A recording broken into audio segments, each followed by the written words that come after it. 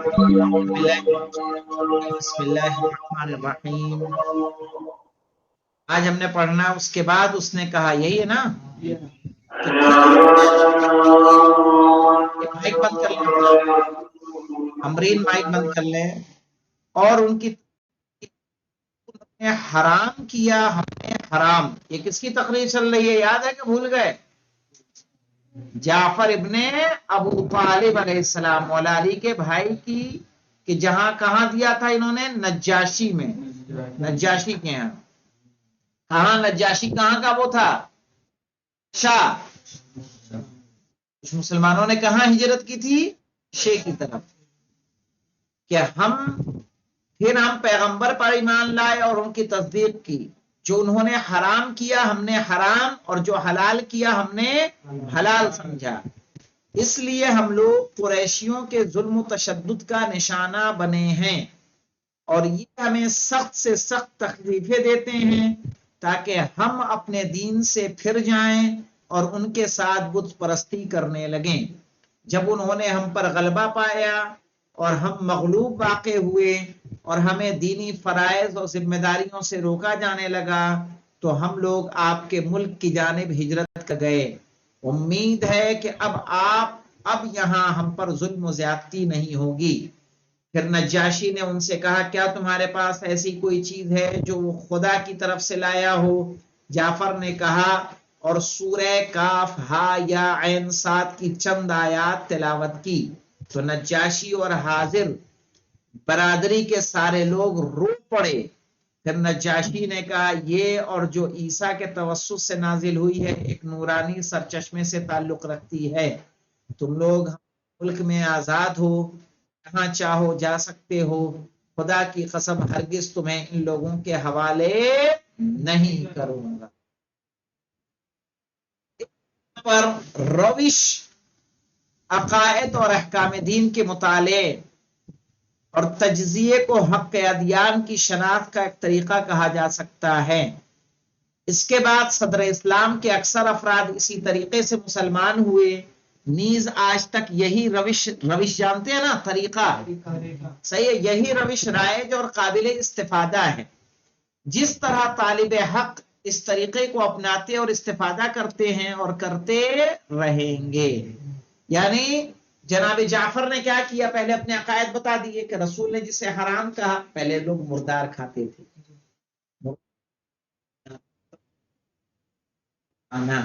جو اسلام میں جائز نہیں. شراب کو حلال سمجھا جاتا تھا، رسول خدا نے اسے کیا کیا؟ حرام کیا. تو آخر گفتگو میں اس بات کی یاد آوری ضروری ہے، اگرچہ ابتدائے اسلام کے بہتیرے مسلمان نیز اس کے بعد والوں نے پہلے اور دوسرے طریقے کو اپنایا ہے اور پیغمبر کے دعوی رسالت کی تصدیق کر کے یقین و اطمینان کے بعد اسلام لائے ہیں. نیز ان کا یقین دلیل بھی ہے، لیکن یہ بھی ممکن ہے کہ مذکورہ طریقے غیروں کے لیے اطمینان اور یقین آور نہ ہو، لہذا اس کے ذریعے دوسروں پر دلیل بھی قائم نہیں کی جا سکتی. یعنی جو اسلام مسلمان ہے اس کے لیے تو یہ رسول کی رسالت اس کے ذریعے سے، بھائی قرآن کون مانے گا؟ قرآن کی دلیل کون مانے گا؟ کوئی کیا نان مسلم کو قرآن سنا ہے وہ مان لے گا؟ کیونکہ قرآن کو مانتا ہی نہیں، تو قرآن سے دلیل کہاں مانے گا؟ کہا یہ اپنے لیے تو فائدہ مند ہے کہ اپنے لیے قرآن سے دلیل لے لیں، رسول کے احکامات کو دیکھ لیں گے، تب جا کے اس پر ایمان لائیں گے. لیکن جو لوگ کہا انہیں صداقت کا گواہ کہا جا سکتا ہے، لیکن ایسے یقینی دلائل جو نفرت کے مقابل قابل احتجاج ہوں کہ عنوان سے قبول نہیں کیا جا سکتا. یعنی جب آپ مقابلہ کریں گے، کسی سے مقارنہ کریں گے، تو آپ کی یہ دلیلیں آپ کے کام آنے والی نہیں ہیں. پھر آپ کو دوسری دلیلیں چاہیے تاکہ ان کی کتابوں سے، ان کے دلائل سے آپ اپنی رسالت کو ثابت کر سکیں، ان کے عقیدے سے اپنے عقیدے کو ثابت کر سکیں، ان کی فکر سے اپنی فکر کو ہم کیا کر سکیں؟ ثابت کر سکیں. اب یہاں پہلا درس ہمارا مکمل ہوتا ہے اور وہاں آ رہا ہے غور کیجئے اور جواب دیجئے. تو پہلا سوال کیا؟ صدر اسلام کے لوگ رسول خدا کے نیک صفات سے آشنا تھے، تو پھر کس طریقے سے آپ کی رسالت تسلیم کی؟ تو یہ کون سا طریقہ ہوگا مولانا؟ پہلا کہ دوسرا؟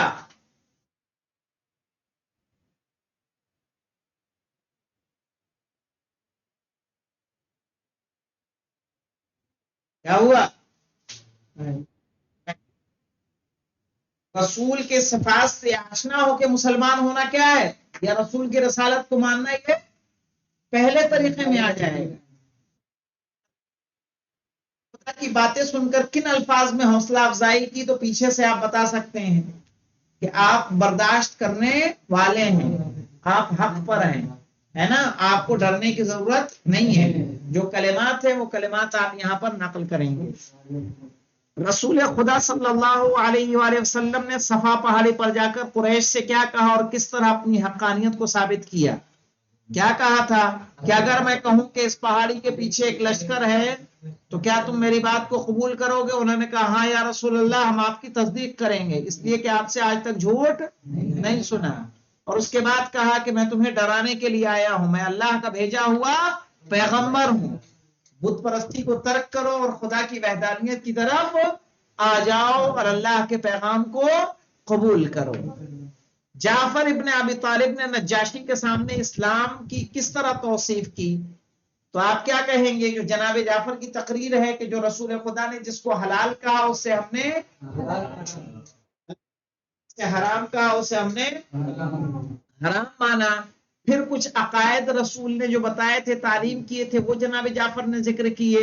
پھر سورہ کاف ہا یا عین صاد کی چند آیات کی تلاوت کی، تو وہاں جتنے لوگ موجود تھے وہ سارے کے سارے رو پڑے، اور نجاشی نے کہا کہ ہاں، یہ اور انجیل جو ہمارے پاس ہے دونوں الہی کلام ہیں، ظاہر ہے میں تمہیں کسی کے حوالے نہیں کروں گا، تم ہمارے ملک میں آزاد ہو۔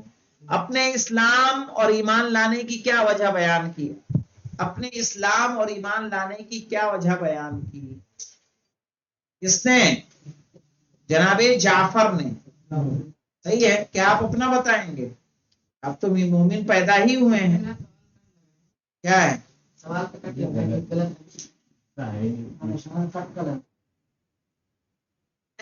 اگر یہ کر سکتے ہیں آپ نے اسلام اور ایمان لانے کی کیا وجہ بیان کی، یہاں مراد کس سے لیا جا سکتا ہے؟ جناب جعفر سے، کہ جعفر نے اپنے اسلام لانے اور ایمان لانے کی کیا وجہ بیان کی، تو اسی سے ملتا جلتا جواب ہو جائے گا۔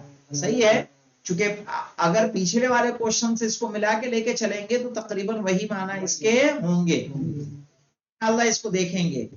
اب سبق آئے گا اس کا مولانا، پیغمبر اسلام صلی اللہ علیہ وآلہ وسلم اور بشارتیں۔ تیسرا طریقہ،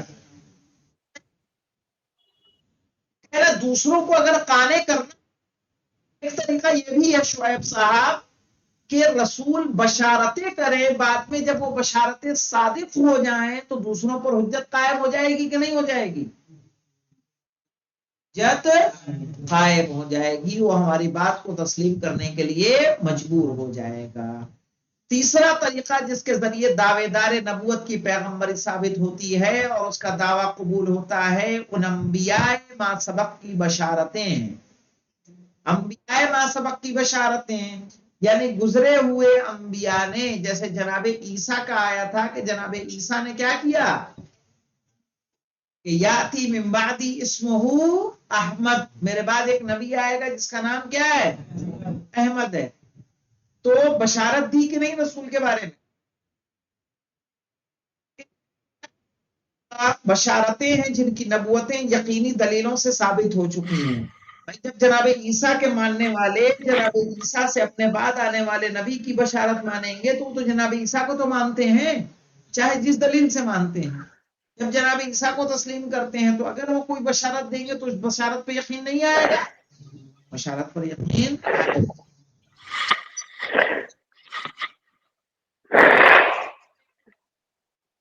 اختیار کیا گیا۔ قرآن کریم انبیاء ما سبق کے ذریعے حضرت محمد صلی اللہ علیہ وسلم سے متعلق بشارتوں کو ایک قطعی اور ناقابل انکار امر خیال کرتا ہے، بعنوان درج ذیل آیات کا ترجمہ ملاحظہ ہو کہ جب ان پر خدا کی طرف سے کتاب نازل ہوئی جس نے ان کے دین اور کتاب کی تصدیق کی اس سے پہلے بھی کافروں پر کامیابی کے خواہاں تھے، جب ان کے لیے ان کے تعارف کے لیے کوئی چیز آئی تو انکار کر دیا، لہذا کافروں پر خدا کی لعنت ہو۔ جنہیں ہم نے کتاب دی ہے وہ محمد کو اپنے فرزندوں کی طرح پہچانتے ہیں، صحیح ہے، کہا وہ رسول کو ایسے جانتے نیز انہی میں سے بعض گروہ دانستہ طور پر حق پوشی کرتے ہیں، جان بوجھ کر حق کو چھپاتے ہیں، اور جو لوگ امی یعنی ان پڑھ پیغمبروں کی پیروی کرتے ہیں ان کا نام توریت اور انجیل میں موجود ہے۔ یہاں دیکھو امی کا انہوں نے پھر ترجمہ کیا کر دیا، بریکٹ، ان پڑھ، ان پڑھ نہیں، ان پڑھ، جو کہ غلط نہیں ہے، پہلے ہم لوگ تردید کر چکے ہیں نا۔ یہی ہے کہ جب رسول کے اوپر آیت نازل ہو رہی ہے، پہلی آیت اقرا بسم ربک الذی خلق، جس میں پڑھنے کو کہا جا رہا ہے، تو رسول خود ان پڑھ کیسے ہو سکتے ہیں؟ جو کہہ رہے ہیں من کنت مولاہ نہیں، جو کہہ رہے ہیں کہ انا مدینۃ العلم فعلی بابها، جنہوں نے رسول نے فرمایا اطلبوا العلم ولو بالصین، کہ تم علم حاصل کرو چاہے تمہیں چین جانا پڑے۔ تو رسول جہاں علم کے اتنے فضائل بیان کریں، کیا خود علم حاصل نہیں کریں گے؟ کیا خود انہیں اللہ تعلیم نہیں دے گا؟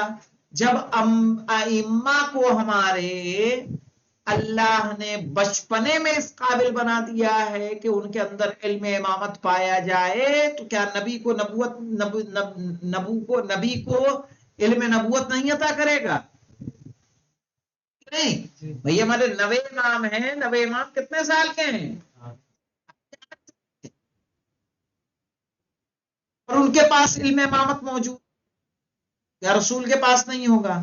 جناب عیسیٰ ماں کی آغوش میں ہے، وہ کہہ رہے ہیں انی عبداللہ آتانی الکتاب وجعلنی نبیہ، کہ میں اللہ کا بیٹا، اللہ کا بندہ ہوں، اور آتانی الکتاب، اس نے مجھے کتاب عطا کی ہے، وجعلنی نبیہ، اور مجھے نبی بنایا ہے۔ صحیح، تو بچپنے میں ماں کی آغوش میں اگر وہ نبوت کا دعویٰ کر رہے ہیں تو ان کی بات تسلیم کی جائے گی۔ جو فخر عیسیٰ ہو، خاتم المرسلین ہو، افضل الانبیاء ہو، کیا ممکن ہے کہ وہ کیا ہو؟ ان پڑھ ہو، اسے کچھ نہ آتا ہو؟ لیکن کچھ لوگ اس کو معجزے کے طور پر کیوں پیش کرتے ہیں کہ جب ایک ان پڑھ سے قرآن آ رہا ہے، جو پڑھا لکھا نہیں ہے اس سے قرآن جیسی کتاب آ رہی ہے، تو اس میں کسی شک و شبہ کی گنجائش نہیں ہے۔ لیکن یہ کوئی قرینہ قیاس نہیں ہے، بلکہ رسول نے ان آیات کو جب 7 معلقات جہاں ٹانگے جاتے تھے خانہ کعبہ پہ، سورہ کوثر کو لٹکایا گیا، تو جب اس کا جواب نہ لا سکے تو وہ لوگ تو پڑھے لکھے تھے کہ وہ بھی جاہل تھے؟ علم کا ہونا الگ شے ہے، اور معرفت جو قرآن کی لہجہ ہے اس کو پانا الگ شے ہے۔ دیکھیے انہوں نے وہیں پہ، اور نہیں تو بریکٹ میں بڑھا دیا ہے کیا، ان پڑھ۔ توریت اور انجیل میں موجود ہے، لوگوں کو نیک کاموں کی دعوت دیتے ہیں اور برے کاموں سے روکتے ہیں، ان کے لیے پاکیزہ اشیاء کو حلال اور ناپاک کو حرام کرتے ہیں، وزنی زنجیروں کو ان کی گردن سے نکال دیتے ہیں، لہٰذا یہ وہی لوگ ہیں جو ان پر ایمان لائے اور انہیں لائق احترام سمجھا اور حمایت کی، نیز ان پر نازل شدہ نور کا اتباع کیا، یہی لوگ کامیاب ہیں۔ جب حضرت عیسیٰ بن مریم نے کہا اے بنی اسرائیل، میں تمہاری جانب خدا کا بھیجا ہوا ہوں اور سامنے موجود کتاب توریت کی تصدیق کرتا ہوں، اور اپنے بعد آنے والے رسول جس کا نام احمد ہوگا بشارت دیتا ہوں، جب ان کے لیے واضح دلیل پیش کر دی تو کہا یہ کھلا ہوا جادو ہے۔ صحیح ہے، کہہ رہے مذکورہ آیات سے بخوبی روشن ہوتا ہے کہ رسول خدا کی بعثت اور قرآن کے نزول کے وقت جزیرت العرب کے ساکن یہودی و نصرانی ایک پیغمبر کے ظہور کے منتظر تھے۔ یعنی جو لوگ عیسائی مدینے میں آ کے رہ رہے تھے، معلوم کیوں رہ رہے تھے؟ اسی بشارت کی وجہ سے رہ رہے تھے کہ یہاں پر ایک رسول آئے گا کہ جس کا نام کیا ہوگا؟ احمد ہوگا۔ جبکہ رسول اس مکے کے اندر آئے تو آنے کے بعد کیا ہوا؟ رسول کو ہی نہیں مانا اور جنگ پر آمادہ ہو گئے۔ صحیح ہے، اس سے اندازہ لگایا جاتا ہے کہ ہم سب امام کے منتظر ہیں. منتظر ہونا کافی نہیں ہے، بلکہ ہمارا قلب صاف ہونا چاہیے. کہیں ایسا نہ ہو کہ امام زمانہ آئے تو جو انتظار کر رہے ہیں وہی ان کے کیا ہو جائیں، مقابلے میں آ جائیں، ہے نا. اسی لیے ہمیں دعائے غریب کو پڑھنے کے لیے بار بار کہا گیا ہے. پڑھے کون سی؟ یہی مولانا، یا اللہ یا رحمان یا رحیم یا مقلب القلوب ثبت قلبی علی دینک. صحیح ہے نا. کیوں؟ کیونکہ انسان کا پتہ نہیں ہوتا کب کہاں ہو جائے. صحیح ہے. ابھی تک حق پر تھا، پھر کس رخ وہ باطل کی طرف مڑ جائے نہیں جانتے. زمانہ کیسا گزر رہا ہے ہم دیکھ رہے ہیں. اس کی سرزمین میں مبعوث برسالت ہوا اور عقیدہ توحید، خدا پرستی اور ادیان آسمانی پر ایمان لانے والوں کی حمایت کرے. پیغمبر موعود کو یہود و نصارہ اپنے فرزندوں کی طرح پہچانتے تھے، چونکہ پیغمبری کے صفات اور علامتوں سے آشنا تھے، بلکہ یہ بھی جانتے تھے کہ اس کا نام کیا ہے، احمد ہے.